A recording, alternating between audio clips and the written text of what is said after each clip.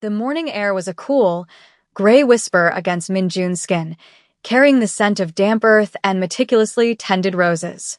The cemetery was his sanctuary, a place of silent, ordered grief, where the chaos of his world could not touch him. Here, he was not the chairman, the boss, the unyielding force of Seoul's shadowed underworld.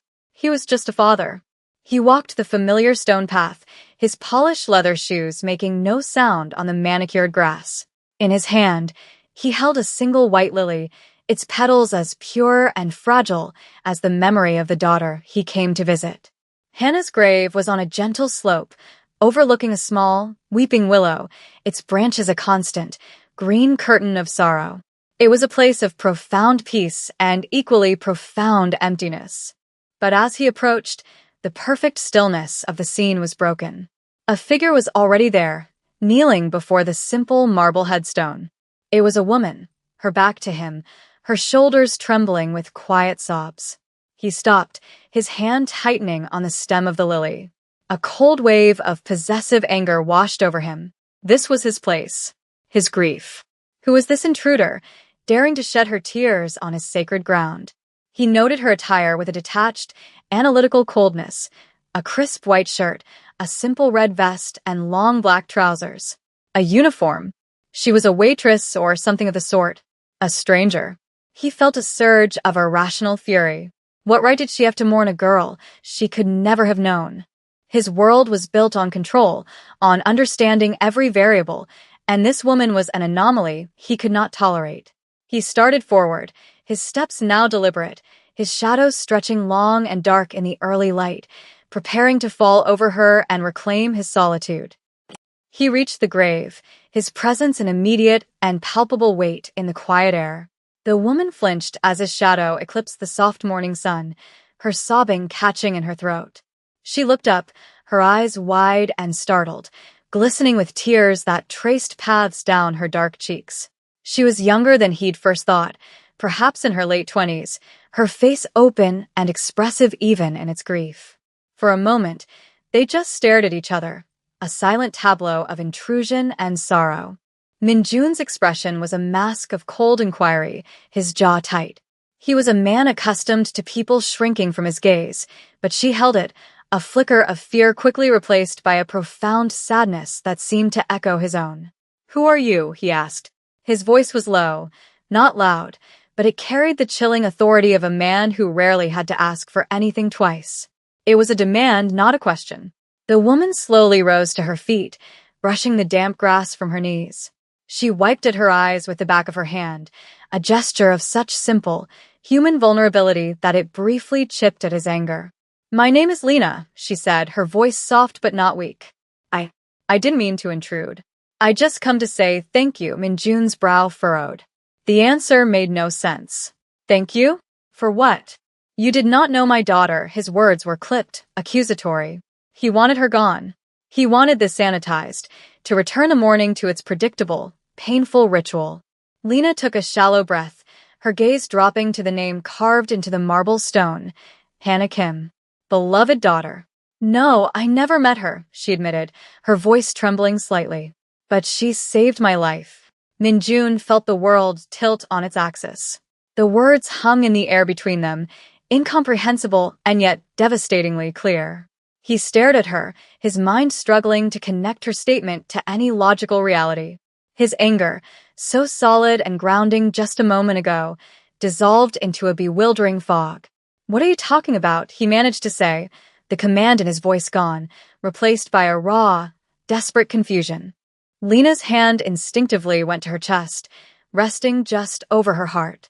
The gesture was unconscious, protective, and it was the key that unlocked everything.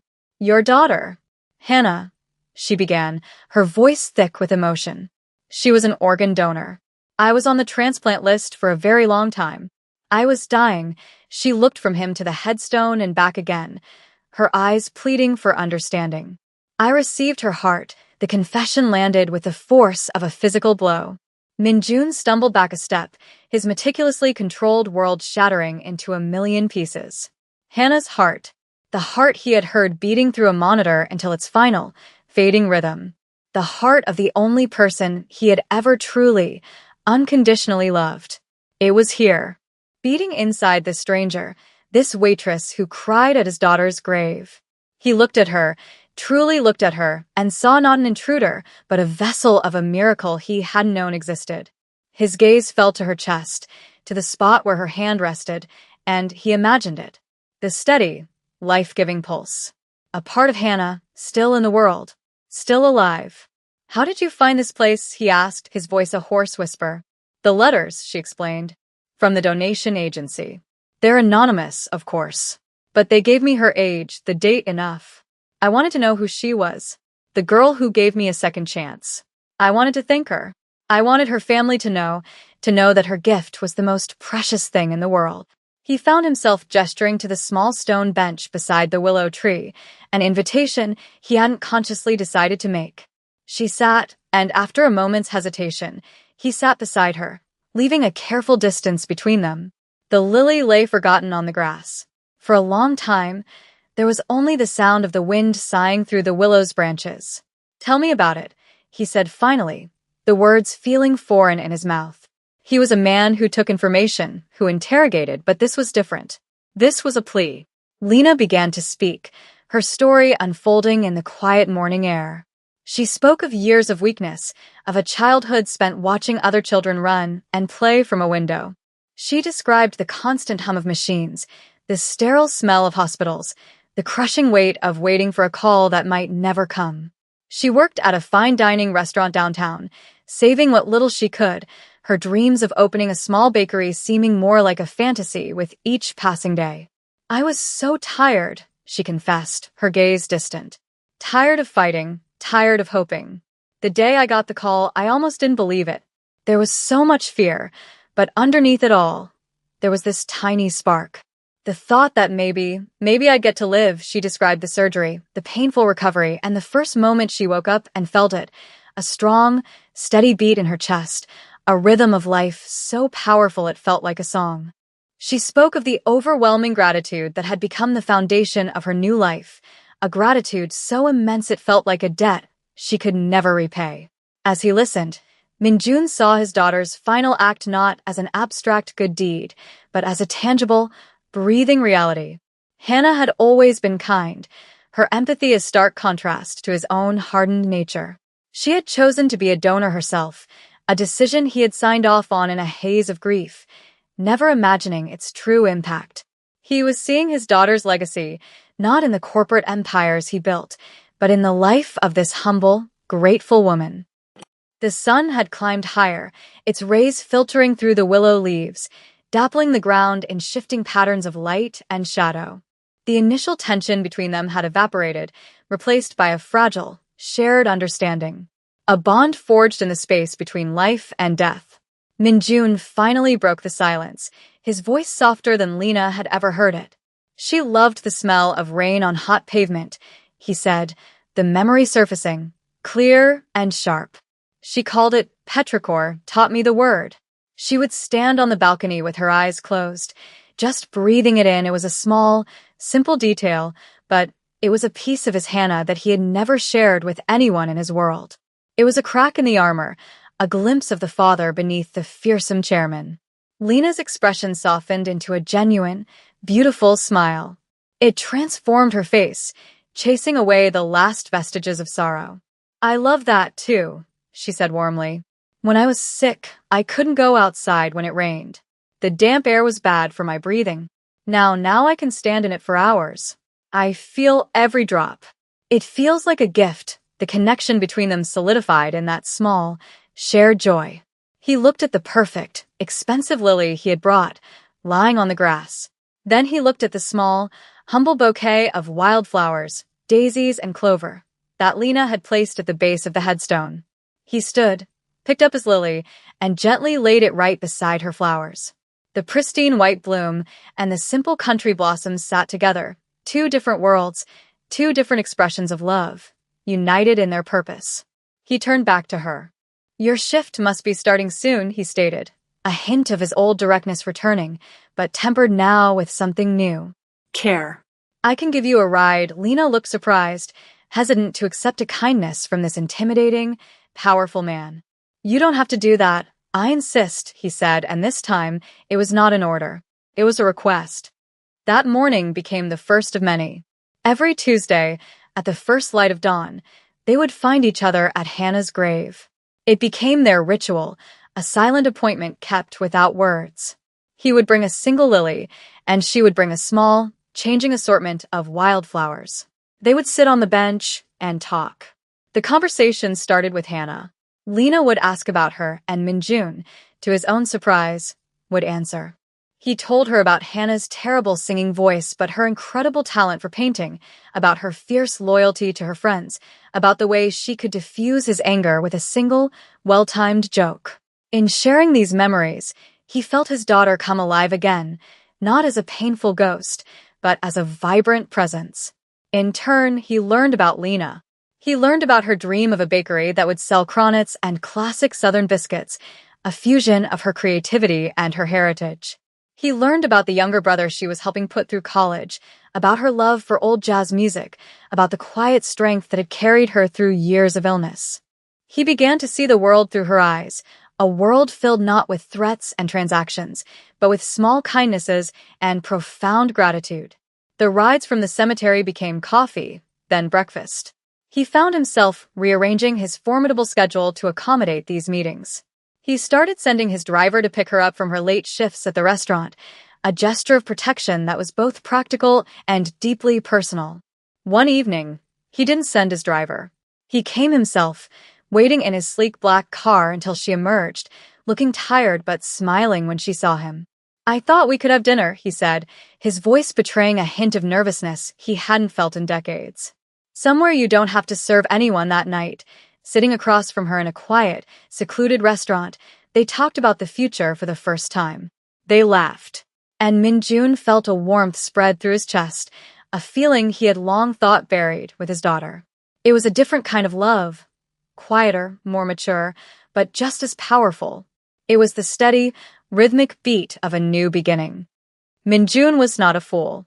He understood the dark and dangerous world he commanded, a world of loyalty and betrayal, where weakness was a death sentence. To bring Lena into it felt like an act of profound selfishness. She was pure, a beacon of light and goodness, and his life was a labyrinth of shadows. He wrestled with this conflict internally, the protective instinct of a father warring with the burgeoning love of a man who had found a reason to live again. His lieutenants, men who had followed him for years, were wary of her. They saw her as a potential vulnerability, an unknown element in their carefully controlled equation. At a meeting, one of his senior captains, a man named Choi, referred to Lena dismissively as the waitress. Minjun's reaction was immediate and glacial. The room fell silent as he rose slowly from his chair. "Her name is Lena," he said, his voice dangerously soft. "She is to be shown the same respect you show me. She is to be protected with your lives. Anyone who fails in this, or causes her a moment of distress, will answer to me directly. Is that understood?" The message was unequivocal. Lena was untouchable. The incident, which he later recounted to her, both reassured and frightened her. She was not naive. She had pieced together the nature of his business from news reports and the deference with which everyone treated him. She knew the risks. One evening, in the quiet comfort of his penthouse apartment overlooking the glittering city, she confronted the issue head-on. "Minjun," she said, her voice serious as she turned to face him. "We need to talk about who you are."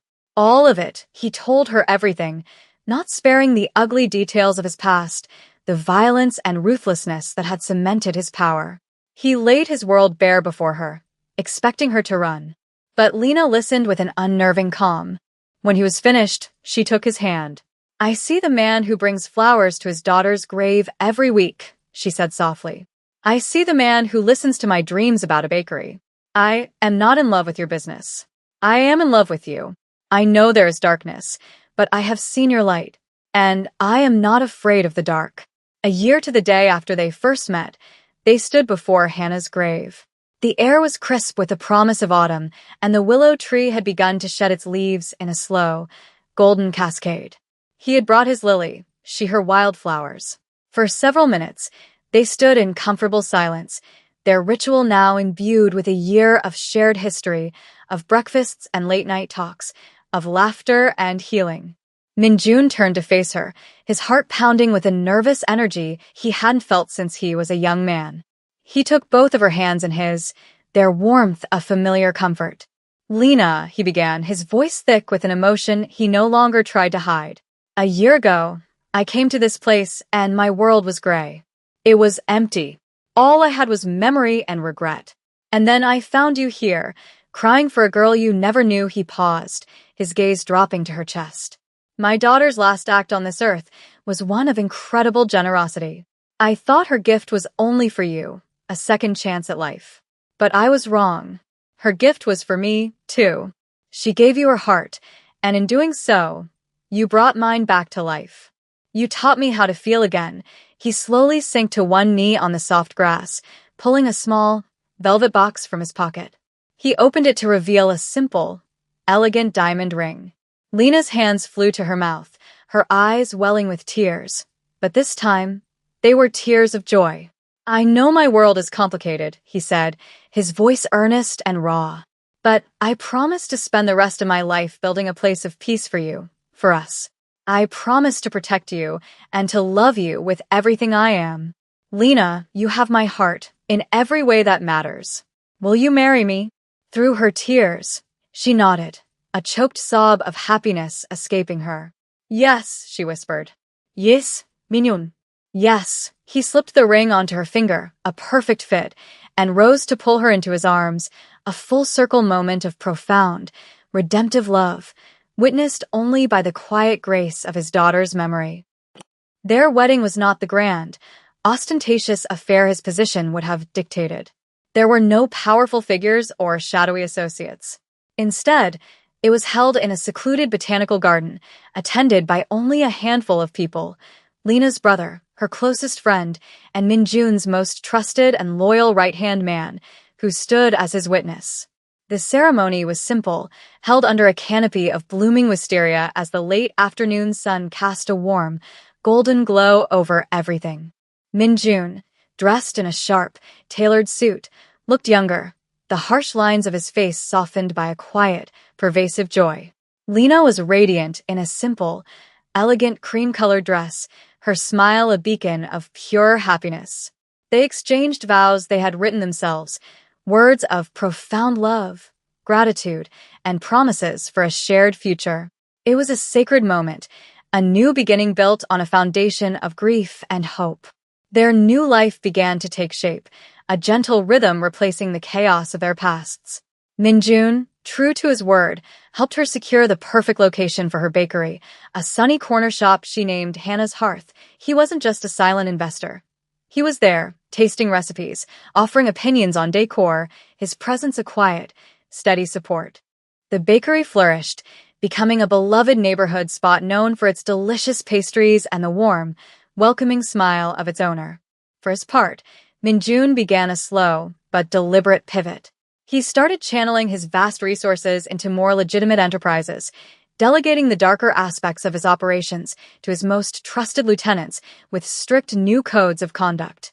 He was still a powerful man, but the nature of that power was changing. He was building a legacy not of fear, but of stability, one that Lena could be a part of without reservation.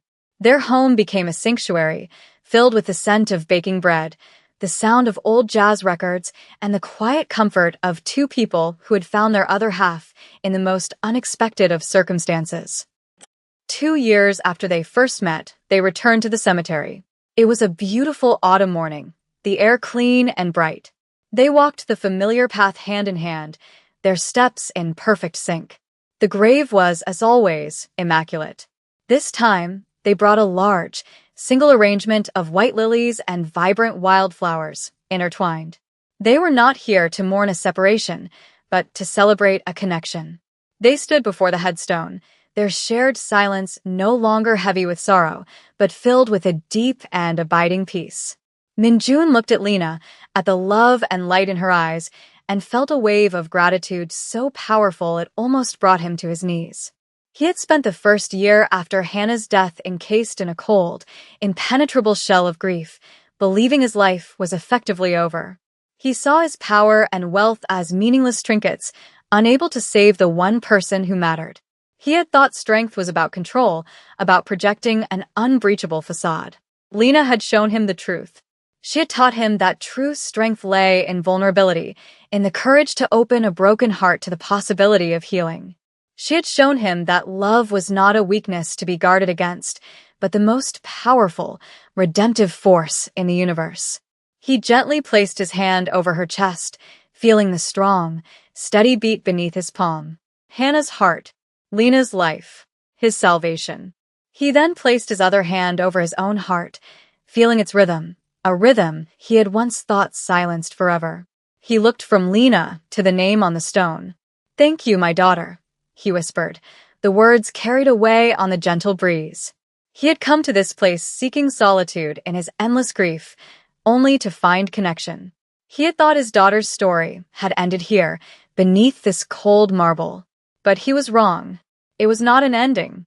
It was a tragic, beautiful, and miraculous beginning. Her final gift hadn't just saved a life. It had redeemed one. It had saved his.